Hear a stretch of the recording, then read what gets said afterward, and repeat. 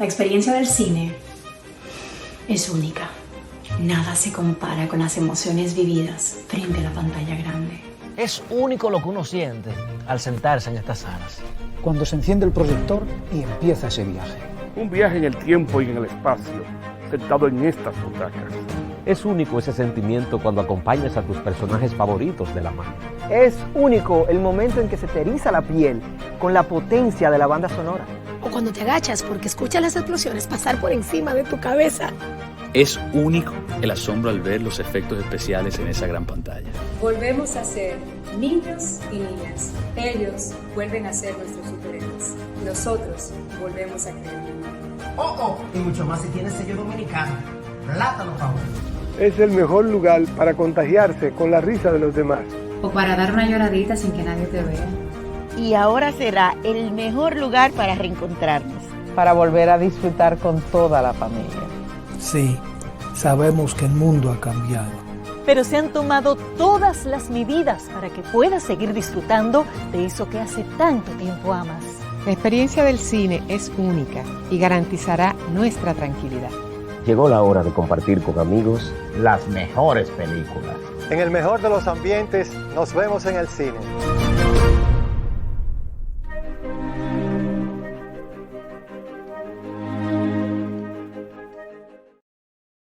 Global Talks es un espacio donde convergen lo social, económico y cultural. Global Talks, la naturaleza, genialidad y la promoción de los ecosistemas de la clase creativa dominicana. Global Talks, teniendo como protagonista el talento. Global Talks, Omar de la Cruz, Huáscar Jiménez, Harold Vázquez.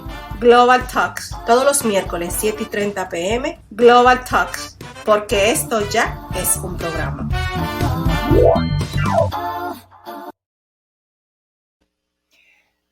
Bueno, amigos, otra vez aquí. Teníamos mucho que no nos veíamos, pero bien. Gracias por estar con nosotros de nuevo con Global Talks. Hoy vamos a hablar un tema muy global que de verdad no le ponemos atención, pero con el tiempo y con las situaciones que estamos viviendo, ustedes van a ver que este tema que hoy estamos planteando, poniendo y discutiendo va a tener una relevancia que ustedes no se van a imaginar. Para eso tenemos a un nuevo amigo, según Harold, él no entiende cómo él es hermano de Huáscar, pero está ahí.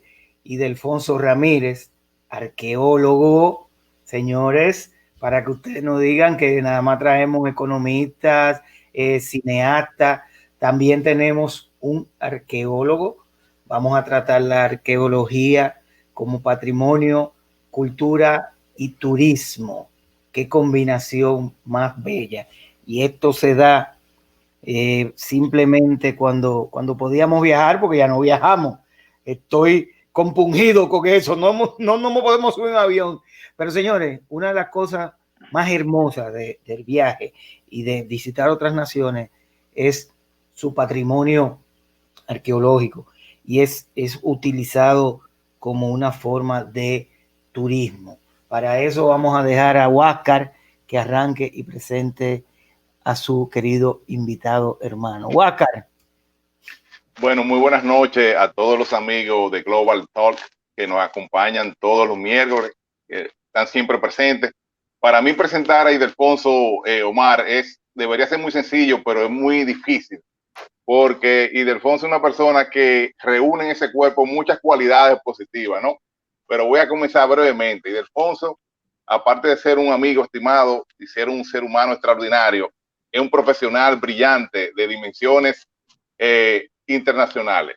Ildefonso es doctor en arqueología, es docente, tiene un sinnúmero de publicaciones en revistas científicas sobre temas de arqueología, es empresario de la arqueología, que son una cosa que yo quiero que me explique cómo se puede ser empresario de la arqueología, porque la imagen del arqueólogo que tenemos nosotros es Indiana Jones corriendo en un monte con una pistola y una cuerda, ¿no? Y un látigo. Y es una persona que en los últimos años se ha enamorado de República Dominicana. Entonces yo creo que Ildefonso va a ser un invitado muy importante esta noche, porque nos va a poder explicar muchos temas interesantes que vinculan la arqueología, el patrimonio cultural y el turismo. Y Delfonso, buenísimas noches. Y no puedo iniciar con otra pregunta que no sea que por favor descríbenos qué es la arqueología.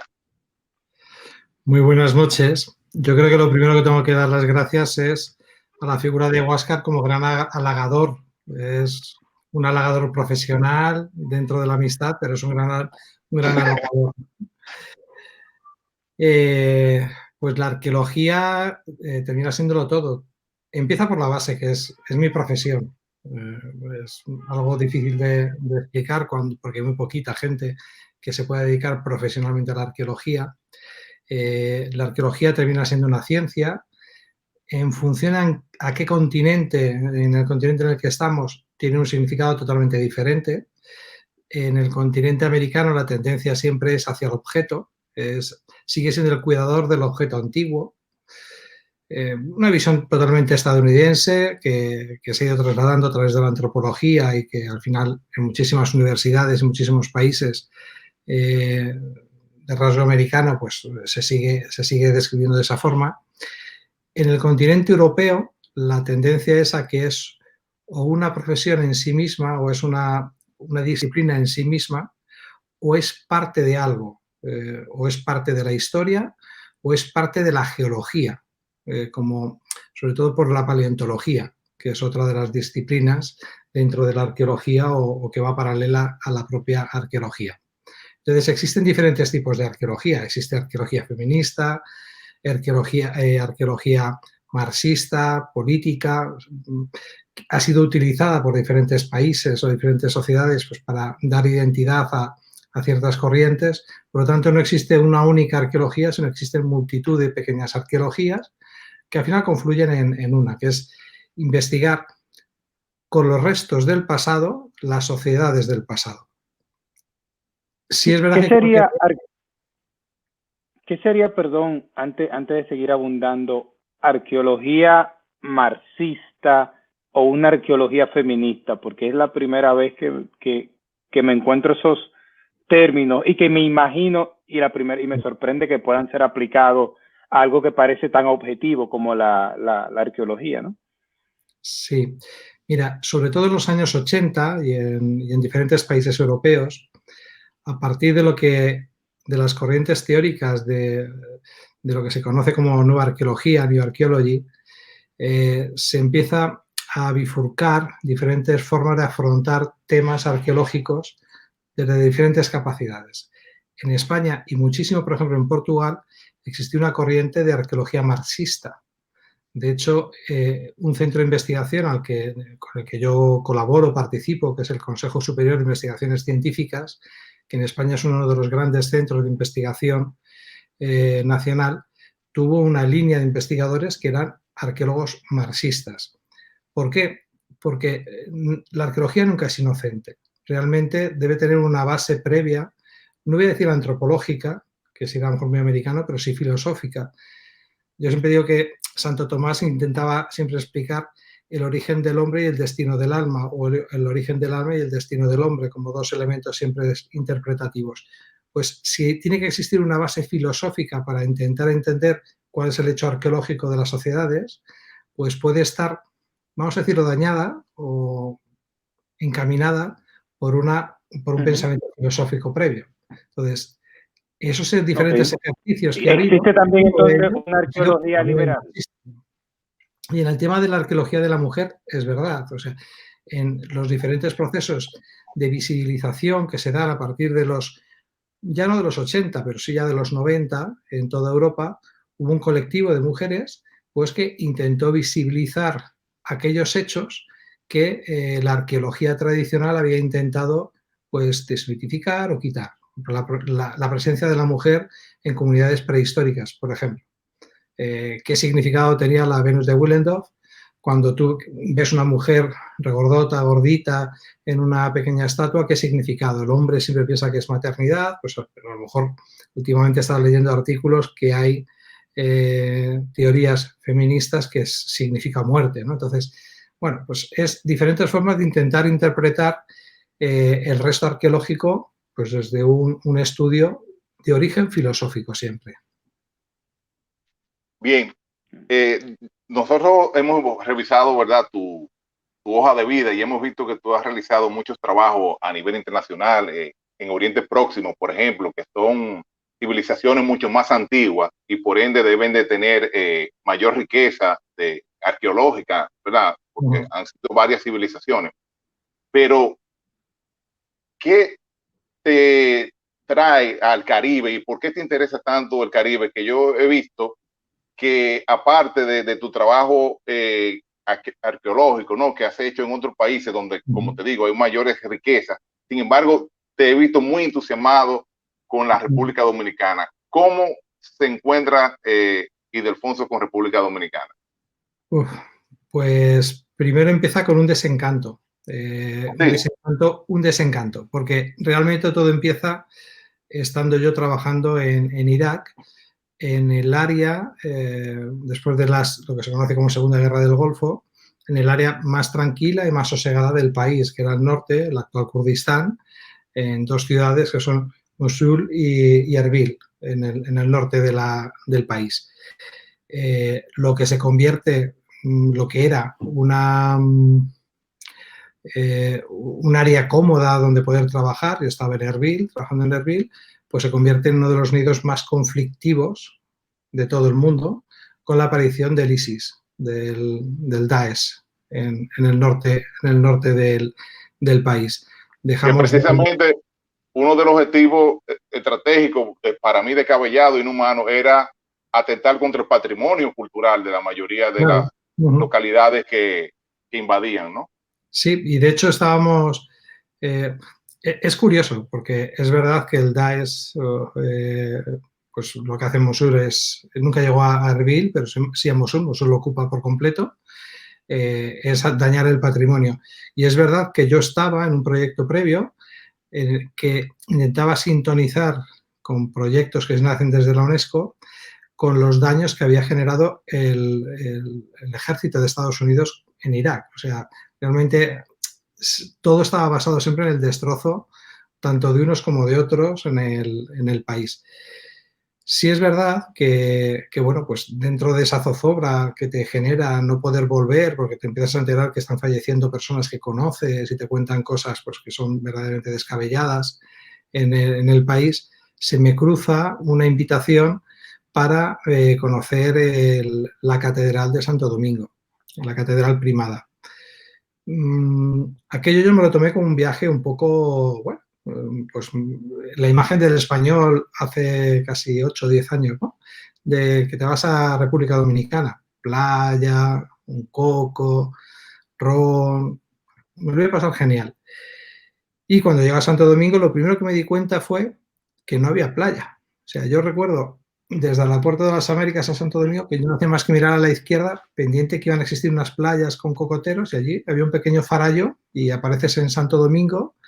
Recuerdo que llegué de noche, no vi prácticamente nada, y a la mañana siguiente, cuando, bueno, con el tema del jet lag, entonces podía salir a la calle sin problema, ni teníamos confinamientos ni cosas, pues yo creo que a las 5 de la mañana estaba ya dando vueltas por el entorno de la catedral, y es cuando me fijo en la catedral.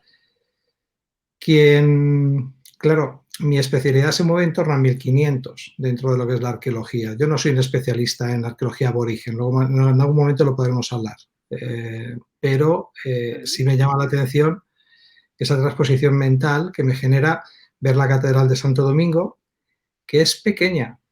Tú, Óscar, conoces muy bien España, sabes que muchísimas iglesias terminan teniendo, iglesias de pueblos, el mismo volumen de tamaño que puede tener la Catedral Primada de Santo Domingo. Pero yo a todo el mundo se lo intento explicar siempre con una imagen, ¿no? Es decir, imagínate que te vas a Oregón y te vas al McDonald's más grande que tienes en Oregón y te maravillas de ese McDonald's. Y luego te enteras que la NASA ha preparado un McDonald's en la Luna que solo tiene 10 metros cuadrados. ¿Qué te impresiona más? ¿Lo que han hecho en Oregón o que unos tipos han montado un cohete, se han ido a la Luna y han montado un pequeño McDonald's en la Luna? Eso es lo que hace también el valor del patrimonio. El patrimonio siempre es un constructo ecológico, psicológico y social. Entonces hay una parte que es física, pero hay una parte psicológica importantísima, ¿no? Y yo aquello, cuando lo vi aquel amanecer en Santo Domingo, fue, wow, y alguien vino a hacer esto aquí. Y además, cuando tienes un poco lectura de periodos artísticos o de periodos constructivos, me iba dando cuenta que había muros muy antiguos, o sea, que había momentos muy previos en la fundación de la ciudad, ya estaban haciendo ese tipo de iglesia a 9.000 kilómetros de distancia, jugándose la vida en unos barcos. De hecho, ¿cuántos barcos se quedaron en el camino? ¿Cuánta gente se pudo quedar en el camino? Sin entrar luego en discusiones de si hicieron mal, hicieron bien. La transposición de una cultura europea a un nuevo continente. Entonces, eso fue lo que me empezó a llamar la atención en República Dominicana. Y luego, a partir de ahí, pues ir generando pequeños discursitos que me iban creando una nueva historia, un pensamiento de cómo pudo haber crecido la ciudad de Santo Domingo. ¿Qué es lo que me pasaba?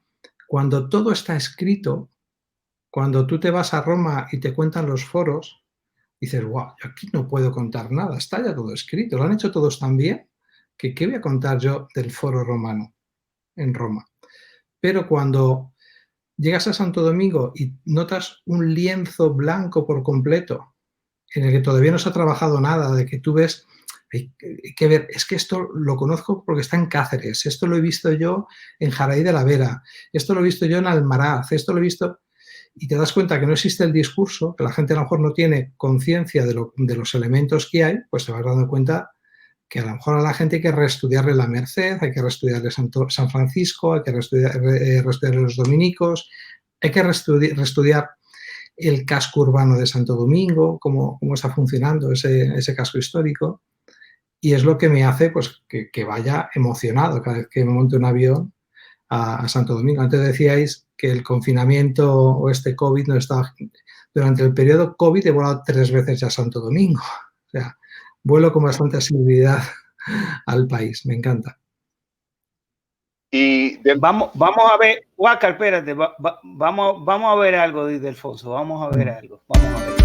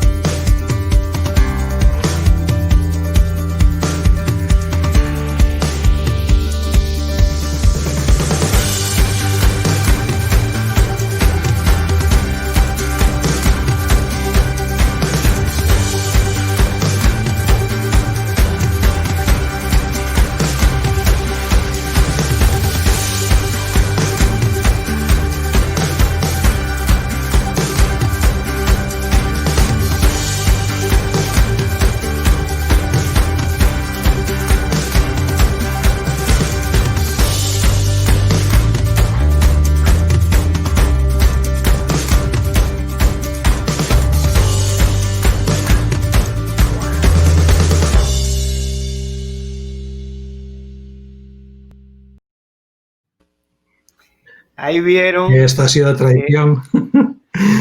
No traición. Mira, mucha gente cree que la arqueología es aburrida. Cuando yo vi el video, dije muy entretenida, porque al final es apasionante. Se ve, con el simple video se ve que es apasionante. Sigue, Huáscar. Sí, y Alfonso, te voy a un pequeño paréntesis. Ahora, a raíz del video que puso Omar, vamos a hacer un pequeño paréntesis de República Dominicana y te voy a hacer una pregunta. Harold y yo somos economistas y aunque este no es un espacio de economía, pero siempre tratamos de vincular la economía con todo esto. ¿Cómo se presupuesta un proyecto de arqueología? Te explico, porque yo, por ejemplo, cuando pienso en excavaciones, pues imagino una obra civil, ¿no? Que bueno, hay que buscar los equipos. Por ejemplo, si tú vas a hacer un edificio, se le paga por cada número de bloques ponga el empleado, bueno, no, etcétera. ¿Cómo arma un proyecto? ¿Por pieza que tú vas recuperando? No. ¿Cuáles son los parámetros para armar un proyecto? Hagas el estudio que hagas, siempre fallas. Eso es lo primero. Realmente lo que yo por lo menos con mi compañía lo que hacemos es que las cuentas salgan bien en diciembre todos los años. Creo que es lo que debe de funcionar.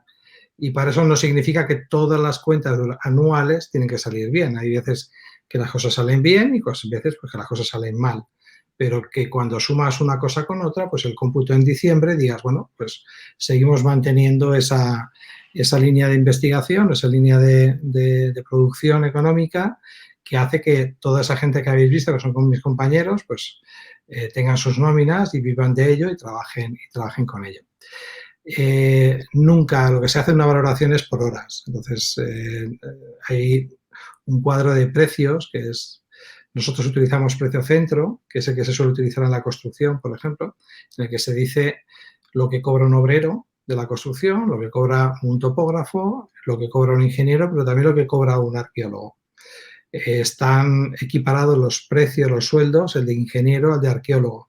Realmente son titulaciones superiores a partir ya de 4 o 5 años de carrera universitaria y hay una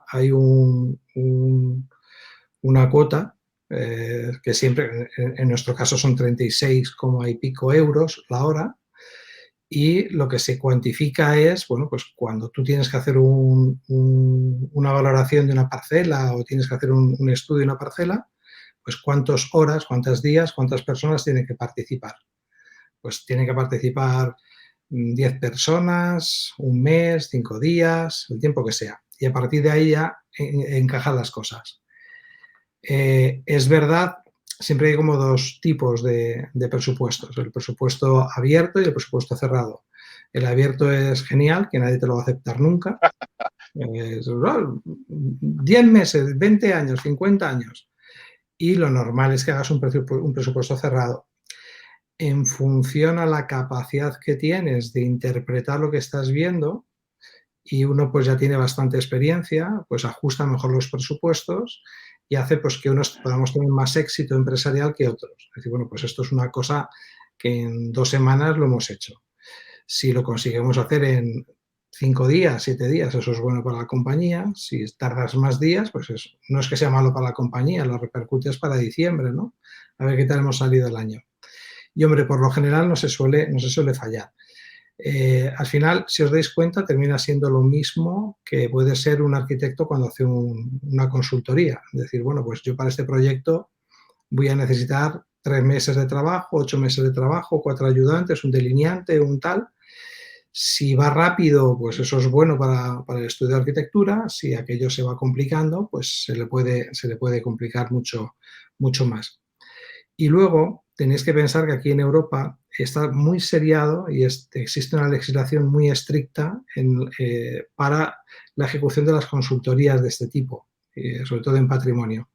Entonces, nadie entra en una obra con los ojos cerrados a lo loco, ¿no? Tú tienes siempre, por lo general, existe lo que se llama una prospección previa y se han visto elementos en la presentación que lo habéis sacado en nuestro canal de YouTube. Hay luego cosas sueltas, ¿no?, que explican lo que son las cosas, ¿no? Pues hay una prospección visual, hay una prospección con sondeos, que son pequeñas calicatas con una máquina, a mano, en función a la susceptibilidad de que vaya a haber algo o no haya nada. Si piensas que no hay nada, pues lo haces con una máquina. Si piensas que hay algo, se hace a mano. Y esos son pequeños costes que son muy fáciles de ir manejando poco a poco para que cuando subas al siguiente estadio administrativo y te digan hay que hacer una excavación arqueológica, pues sabes a qué profundidad se encuentran los restos, qué densidad tienen los restos, qué tipología tienen los restos. Y al final es calcular, pues necesito 25 personas, 1 año, 5 meses, 3 meses. Y luego pensar que esto es una arqueología administrativa que a la vez termina en un museo, pero es una arqueología administrativa. Eso obliga durante el proceso, y allí es muy fácil que los proyectos que se ven afectados por patrimonio arqueológico se tengan que modificar. Entonces, si vas a Madrid, Casa Montero tiene una curva tremenda en la M50 porque existe un yacimiento paleolítico que no se pudo quitar cuando se hizo la M50. Entonces, tiene una extraña curva.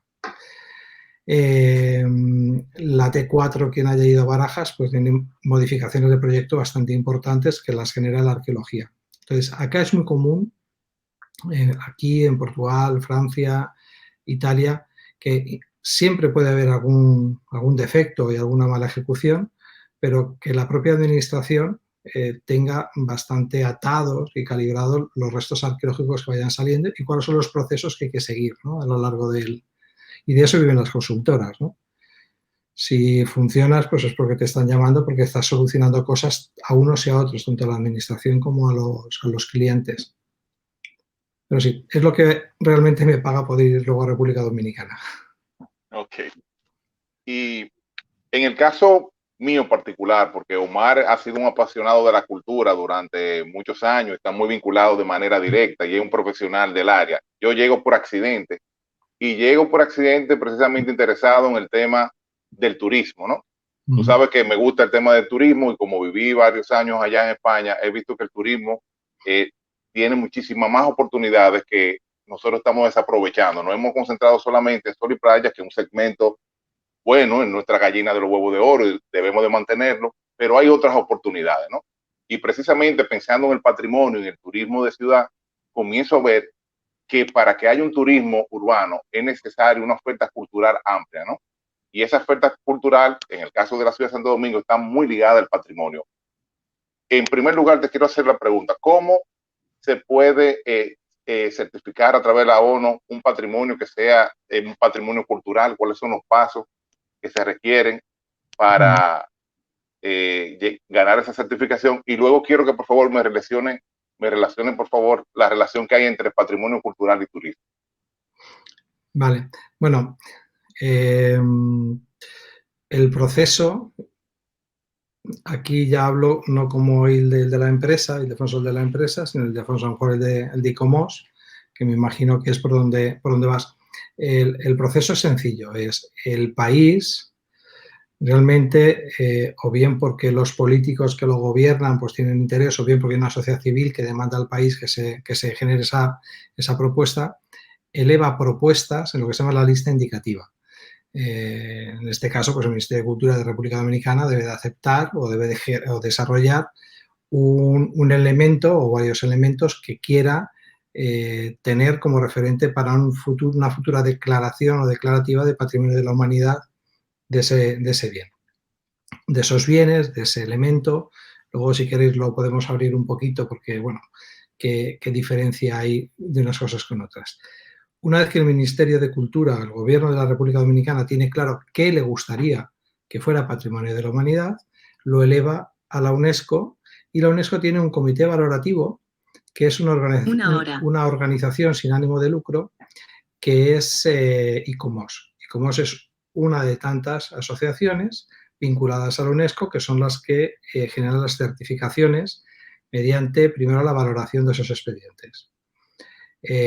Lo que se genera es un comité de expertos que dependen de ICOMOS Internacional. Yo he podido participar en alguna de esas valoraciones y lo que se hace es una cascada, cada uno de los diferentes 8, 10, 12 personas que podamos participar en una declaratoria, pues hacemos el volcado de ideas. ¿Me parece correcto? ¿No me parece correcto? ¿No es en la línea de lo que quiere? Es en la línea. Todos esos expedientes ya valorados pasarán luego a una votación que es la que va a dar si es o no es un elemento para ser declarado Patrimonio de la Humanidad. Yo vivo muy cerquita de Madrid, en otra comunidad autónoma, en otra provincia, en otra ciudad, pero muy cerquita de Madrid, en Guadalajara.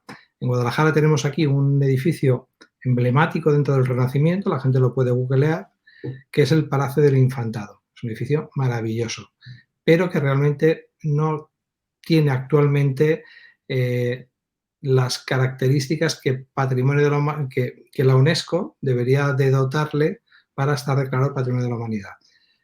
Se ha generado esta lista indicativa y se ha generado esa propuesta para que intente ser Patrimonio de la Humanidad.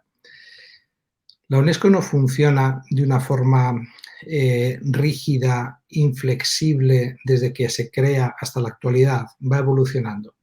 Y en los temas de criterios respecto a lo que debe de ser una declaratoria, pues es muy difícil ver en los propios listados que podáis ver de años pasados un edificio que sea declarado Patrimonio de la Humanidad. Eso ya no se busca, pero los ha habido. Hubo un momento en que ya no se buscaban edificios y se buscaban complejos. La Alhambra de Granada. Hay otros edificios que son complejos de edificios que podrían ser declarados Patrimonio de la Humanidad, pero no estamos en la UNESCO en declarar Patrimonio de la Humanidad complejos. Hubo otro momento, y aquí os vais a situar rápidamente, en el que no se buscaban complejos, pero se buscaban ciudades para declarar Patrimonio de la Humanidad. ¿Qué implica declarar un edificio, un complejo, una ciudad Patrimonio de la Humanidad? ¿Qué responsabilidad implica esta situación? Ajá. Sí, realmente lo que se genera es algo parecido a las marcas de calidad que en algunas que pueden dotar algunas empresas, o en economía que exista una consultora internacional que avale que un país mantiene un tipo de riesgo en tipo A+, o me imagino que Huáscar, tú que estás en esto, pues conocerás algunas calificadoras pero nombrar una edificación Patrimonio de la Humanidad, ¿qué significa? ¿Significa que esta edificación es única en el mundo y no aparece en otro lugar, tiene unas características únicas que la hacen especial en ese sentido? ¿Qué es lo que ¿por qué se nombraría algo? Eso, el marchamo de ser un elemento importante a nivel mundial, eso al final le genera un toque de calidad a quien lo pueda trabajar, por ejemplo, los clústeres turísticos que quieran definir, pues oye, pues vamos a trabajar el hecho de este edificio o de esta ciudad, porque está declarada Patrimonio de la Humanidad, lo venden como un producto más, pero es un sello de calidad, no es que venga dinero. Y luego, el hecho de que los países, como son desde origen los que están haciendo las propuestas, incluyan eso en sus líneas culturales del país. O sea, muchos países, República Dominicana fue un gran revulsivo dentro de lo que fue la defensa del patrimonio hispano, muy por encima de lo que era la propia España.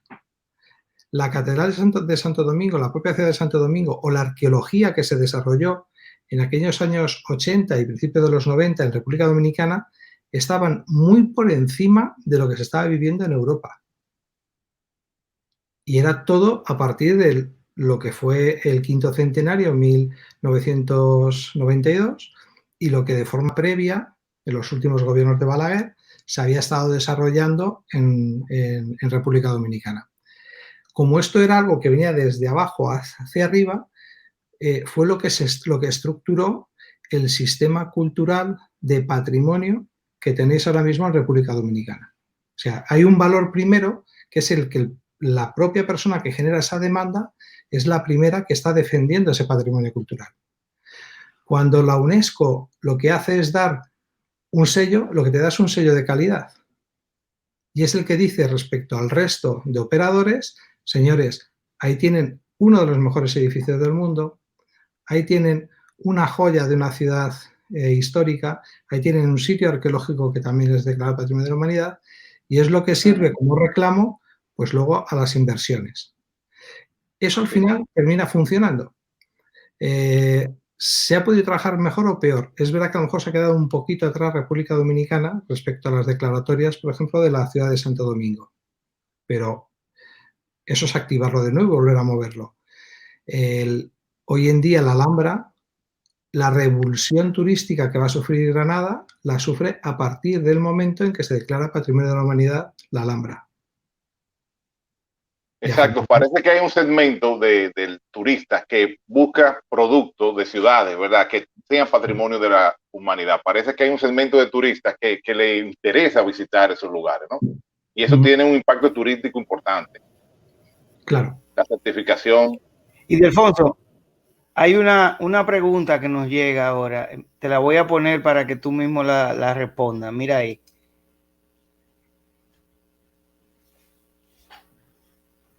Es Marta Checo Mieses. Nuestro cementerio municipal de la Avenida Independencia posee los méritos para que se declare Patrimonio Histórico de la Humanidad. Ay, pues me gustaría ahora mismo no.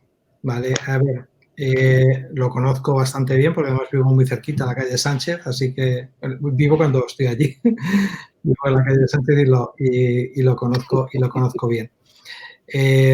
A ver, no hay que intentar buscar que todos los bienes que nos gustaría que fueran patrimonio tengan que ser la máxima declaratoria, que es la de Patrimonio de la Humanidad. Creo que como país, República Dominicana tiene que generar una legislación que tenga una gradación también de los diferentes elementos. Respecto a otros elementos que alguna vez me han dicho, pues sí podría trasladarse el hecho de que es interesante, ya no solo por personas que están enterradas y porque alguna tumba puede ser un poquito mejor, sino por ese ambiente que el Parque Independencia, vamos, que el cementerio puede tener como patrimonio inmaterial de la colectividad dominicana. Entonces, sí tiene ese valor.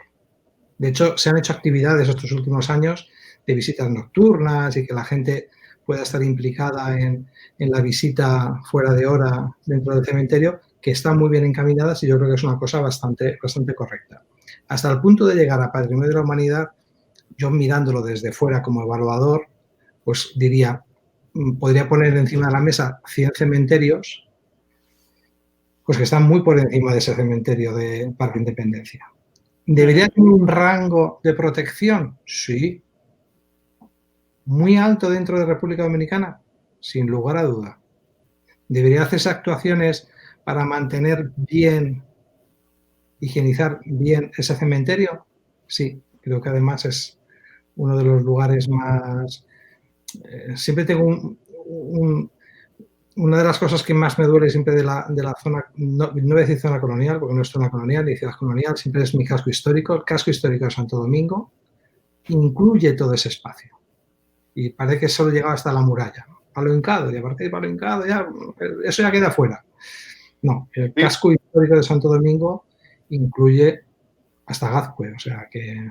Ciudad Nueva, Gazcue, exacto.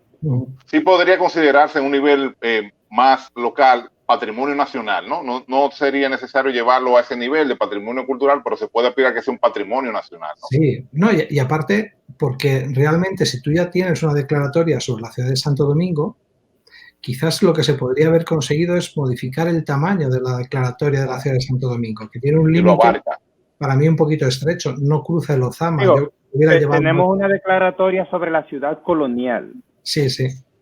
Sí, no sobre la ciudad de Santo Domingo. Sí, no, pero no por la ciudad de Santo Domingo, sino que el casco histórico de Santo Domingo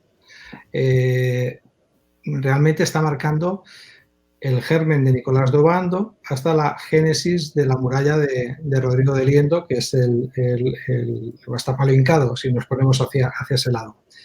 Pero nos olvidamos que Bartolomé Colón genera un emplazamiento en el otro lado del río. Lo normal es que la declaratoria hubiera sido un poquito más amplia y hubiera aglutinado ese tipo de restos. Ok. A partir de ahí, pues quizás hubiera cogido también, cuando se hizo el de ciudad, hubiera metido también el cementerio, todo el espacio del cementerio y todo el espacio del Parque Independencia. Pues yo lo hubiera metido también. ¿Qué otra? Cuando uno piensa en patrimonio arqueológico, uno generalmente, sobre todo viviendo aquí en Santo Domingo, piensa en la ciudad colonial. ¿Qué otro elemento en República Dominicana, por ejemplo, tú entiendes, tiene valores históricos similares, que quizás no alcanzarían patrimonio de la humanidad, pero sí una muy buena relevancia? Sí, hay elementos. Ahora de la ciudad de Santo Domingo, ¿no? Mira, no nos tiene que extrañar que la bachata haya sido declarada Patrimonio de la Humanidad. Uno de los elementos que se están vinculando para las declaratorias es el patrimonio inmaterial. Y sobre todo que se crucen las cosas. ¿qué podríamos cruzar con la arqueología que tenga patrimonio inmaterial? Hay que pensar que se está viviendo en República Dominicana del patrimonio monumental, que es un término un poco, para mí, erróneo, porque es patrimonio cultural. Porque patrimonio monumental es prácticamente entonces el que hicieron los españoles, el que hacen los europeos cuando llegan allí. Como si no hubiera otro tipo de patrimonio cultural que no fuera de blanquitos. La comunidad dominicana es muchísimo más amplia.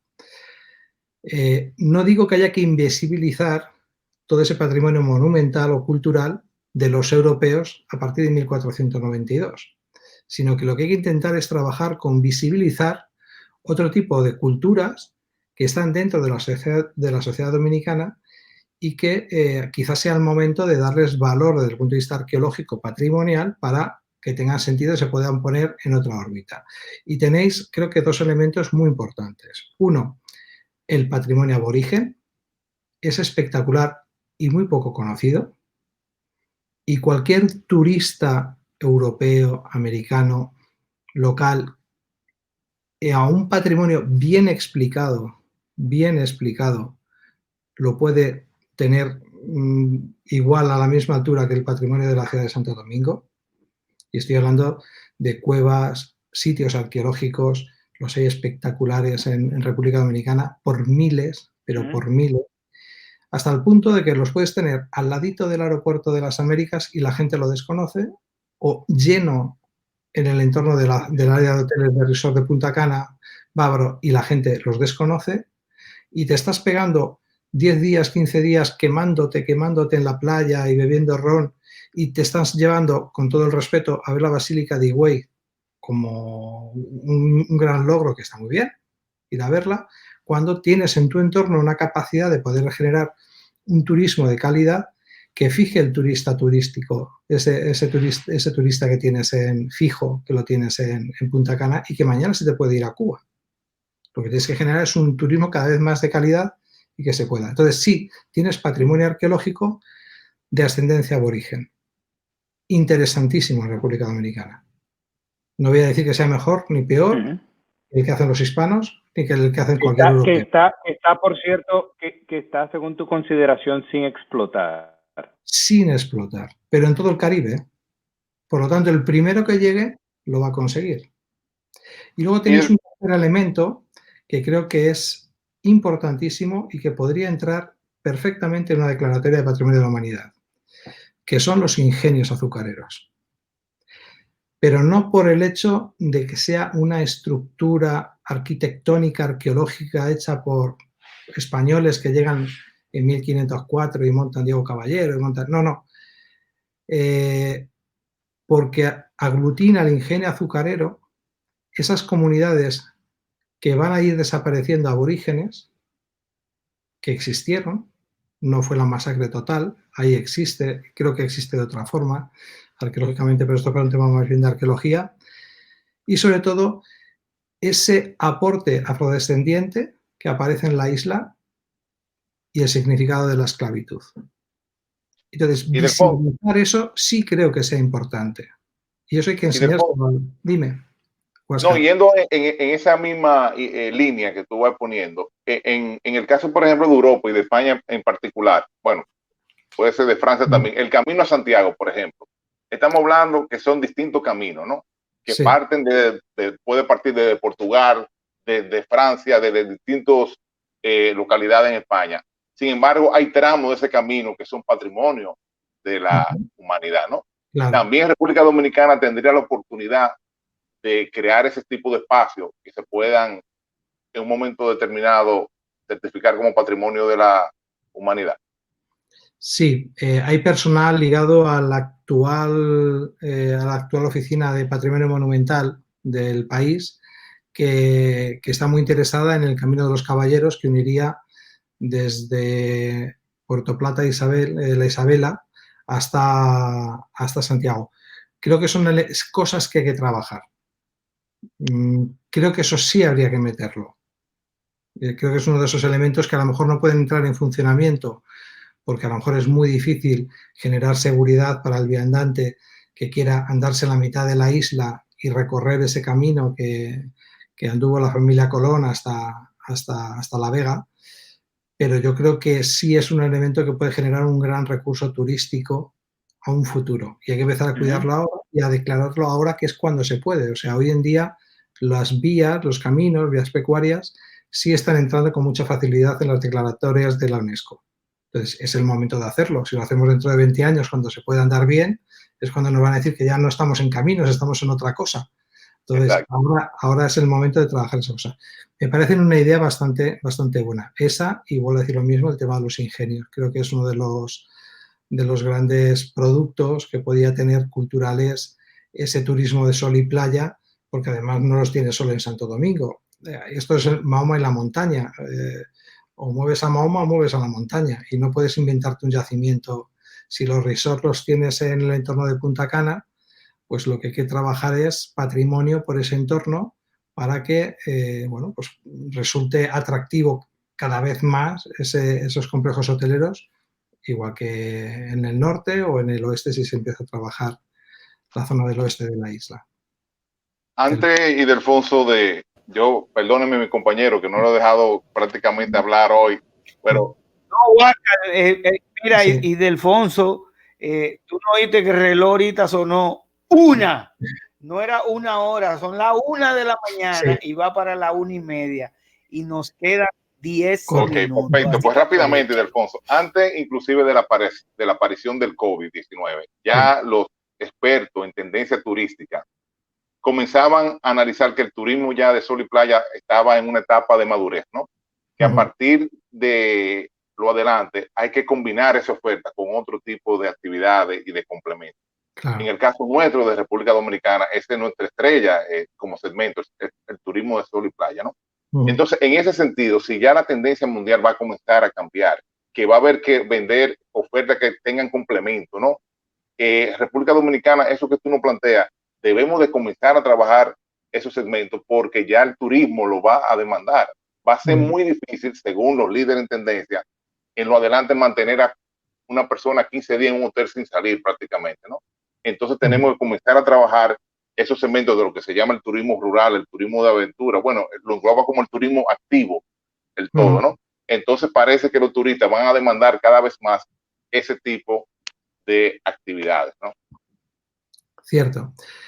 Y claro, estamos aquí hablando, no sé quién nos está escuchando, por dónde van las formaciones.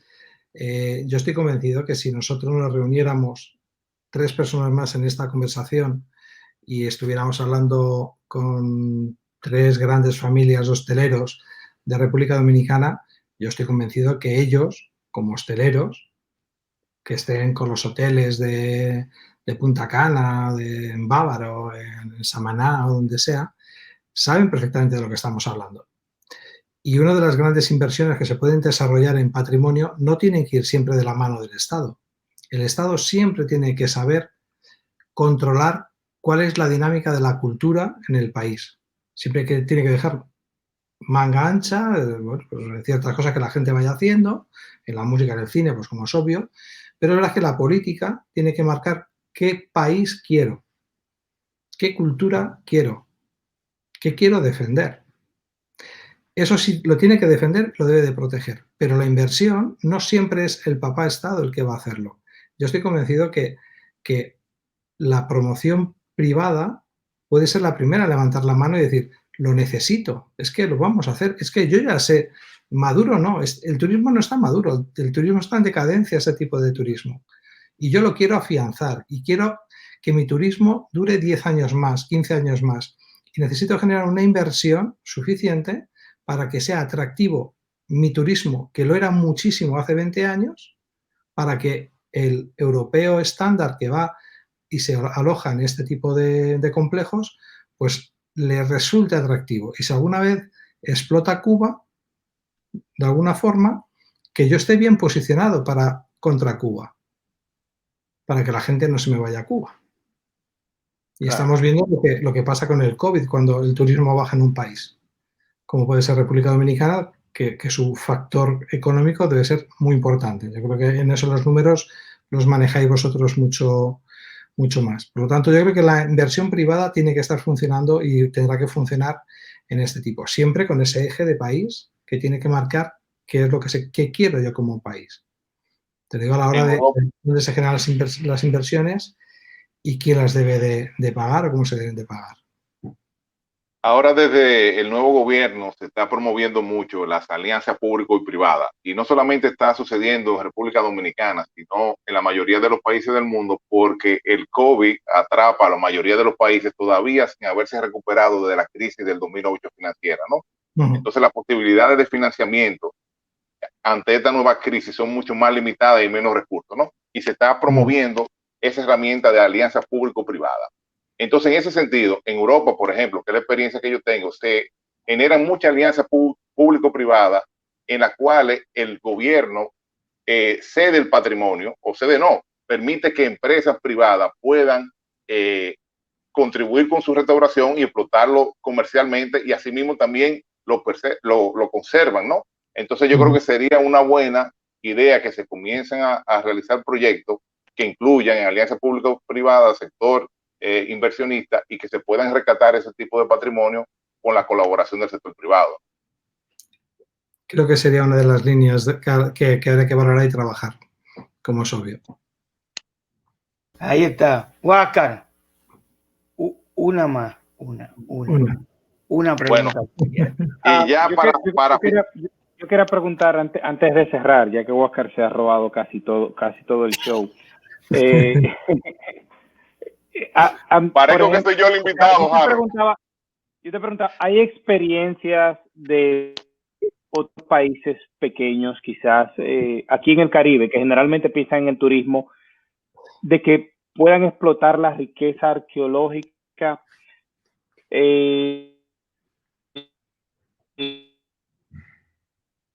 Se me ha ido por ahí un poco. Sí, lo perdí. Maya, como las civilizaciones de América continental, sí. Sí. No se oyó nada, pero dilo. A ver, creo que he extrapolado como buen arqueólogo la pregunta y creo que sé todo lo que quiere. Piensa que la arqueología al final es generar una interpretación a partir del 3% real de los restos y te inventas la ciudad. Así que yo creo que puedo responder a la pregunta. Buen ejemplo, Harold, esa pregunta. Esta. Sí. Vamos a ver. En el Caribe no. Cuba tiene una inversión enorme en La Habana que se intenta sobre La Habana Vieja, sobre todo con inversión española durante muchísimos años, pero es inmenso y bueno, pues al final no se mantiene una continuidad. Con el tema de los sitios y los resorts, pues no existe. Tenéis un referente que es México, pero porque todo hizo confluir que Mahoma y la montaña estaban en el mismo lugar. Entonces ahí está Cancún y ahí están todas las ciudades mayas. Ellos no buscaron nada, sino que se lo encontraron, tan lejos de Dios y tan cerca de Estados Unidos. Ahí estaban. Perú tiene cierto recurso, pero yo creo que está excesivamente lejos del mercado europeo. Entonces, por eso Perú no se activa, por mucho que esté en Machu Picchu y tengamos todo el tema de ruinas incas. Yo creo que el gran referente termina siendo México como referente cercano al Caribe y parte del propio Caribe, aunque sea el Caribe continental. En el caso de países cercanos, solo Barbados ha mostrado cierto interés en realizar pequeños estudios, en que además mi compañía es partícipe, estamos haciendo un trabajo en Barbados, para ver qué recursos puede tener la isla para poder generar una calidad a un país que encima es muy pequeño, que no tiene una gran carga turística. O sea, no podría soportar ni mucho menos la carga turística que podría tener República Dominicana y que tiene actualmente República Dominicana. Si nos vamos fuera, quien ha trabajado muchísimo el patrimonio y casi ha podido vivir de él es Marruecos, que funciona como verdaderas ciudades, como ciudades-estado. Entonces, no es Marruecos completo, sino lo que ha supuesto poner en funcionamiento Marrakech como destino turístico de bajo coste en el sur de Europa. Y luego en lo que es también la costa mediterránea árabe, Jordania como esa alternativa a Israel para ese turismo arqueológico religioso.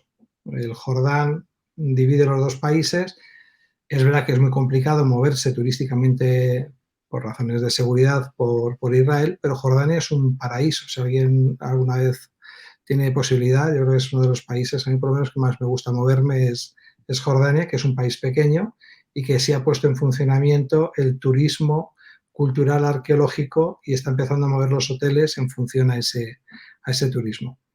Y luego tenemos Europa, que Europa no tiene... España sí es verdad que es un gran destino turístico europeo, que ha hecho las cosas bastante mal, no las ha hecho bien en lo que son grandes complejos de sol y playa. Se ha dejado llevar por lo que estaba pasando con la seguridad en los países del norte de África.